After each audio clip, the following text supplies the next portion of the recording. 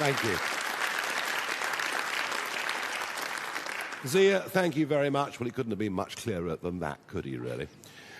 Next up, the fourth appointment of today, and by the way, this is by no means the end of the process, it's just the beginning of the process.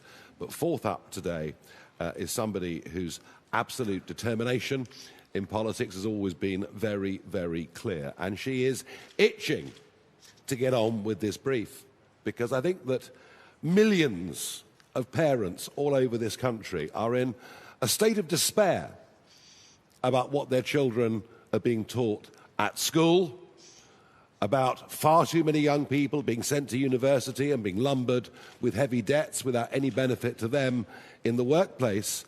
And not only will Suella Braverman take on education and skills, something that's been ignored for too long, but she will also take on equalities under this brief, which of course means the world of DEI. And I know she's itching to get on with it. Suella.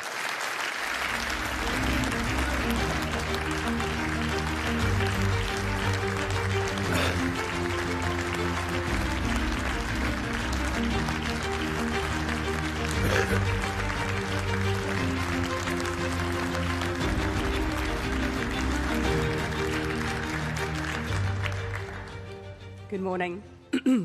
I'm deeply honoured to have been asked by Nigel Farage to be Reform UK's spokesman for education, skills and equalities. Now, what we teach our children, and indeed how we teach them, has a profound effect on the destiny of our country.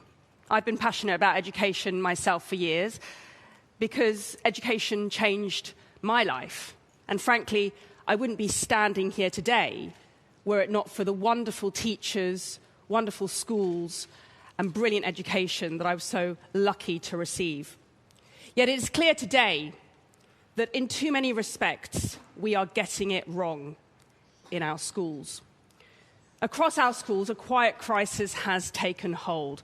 Violence and disorder have eroded the authority of teachers. Too many teachers now face the fear of intimidation and assault in the classroom. Discipline, once the backbone of education, has been weakened in the name of progressive ideology. At the same time, the foundations of knowledge, literacy, and numeracy have been undermined by this Labour government. Changes to Ofsted, a dumbed-down curriculum, are all replacing excellence with mediocrity. In some classrooms, children are taught to view Britain with shame rather than pride, to focus on grievance rather than gratitude. They're taught more about gender ideology than biological fact. This is not education as it should be. I know what is possible because I've seen it with my own eyes. Years before I was even a Member of Parliament, I helped to establish one of the first free schools in the country, a school that went later on to become one of the best schools in the country, the Michaela Community School in my hometown of Wembley, where I served as chairman of governors. Guided by a traditional curriculum, firm discipline, and the unshakable belief in every child's potential, Michaela Community School has transformed thousands of lives, not by accident, but as a product of clarity, courage, and conviction. And we must now summon the will to replicate that success around the country. That is why a Reform government will restore freedom to our schools and restore authority to our teachers to uphold order, standards, and respect. It's why a Reform government will deliver a patriotic, balanced curriculum that fosters a love of our great country.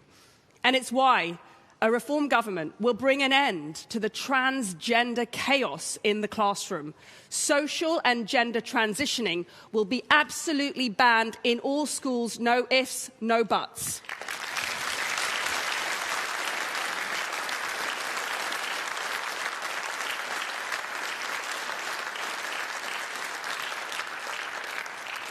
Meanwhile, Too many of our universities are failing our young people. Today, 700,000 graduates are unemployed, each of them carrying, on average, £50,000 worth of student debt.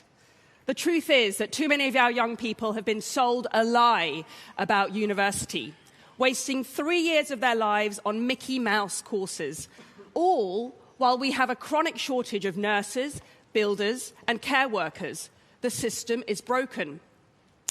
So I tell you what we need. Instead of Tony Blair's 50% of young people going to university, this is what we need. We need Nigel Farage's 50% of young people going into the trades.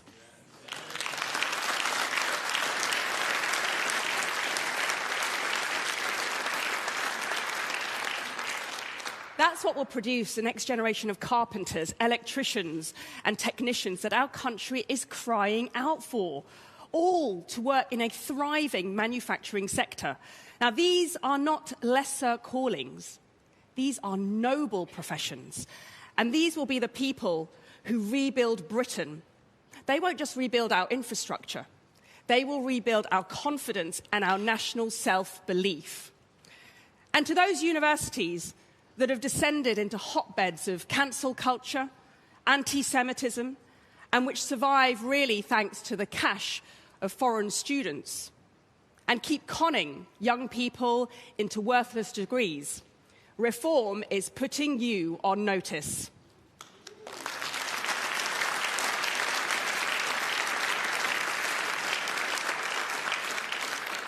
And finally, in my equalities brief, let me say this. The Britain that I love is being ripped apart by diversity, equality, and inclusion. Because the truth is that DEI has become less about diversity and more about conforming to left-wing ideology. Less about equality and more about prejudice against white people. Less about inclusion and more about exclusion of those who dare to challenge the dogma.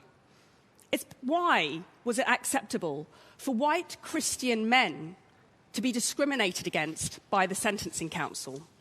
Why did nobody do anything for years when the police turned a blind eye when thousands of white working-class girls were being systematically raped by largely Pakistani Muslim grooming gangs? And why does no one in this government seem to care that it's white working-class boys who have the worst educational outcomes in our country today? So do you know what a reform government will do? Well, on day one, we will get rid of the Equalities Department.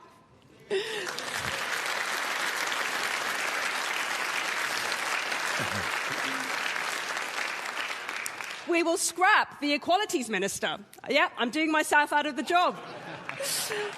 And we will repeal the Equality Act, because we are going to work to build a country defined by meritocracy, not tokenism, personal responsibility, not victimhood, excellence, not mediocrity, and unity, not division.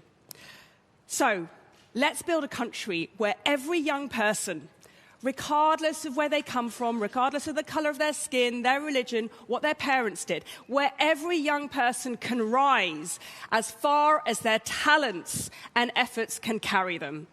That's the country I love, and that is the country we can build together. Thank you.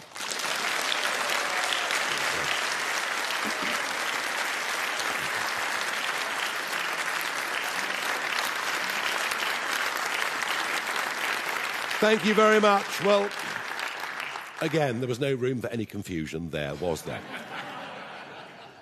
What you're seeing today is just the start, but a very important start, and 4 very competent, capable people.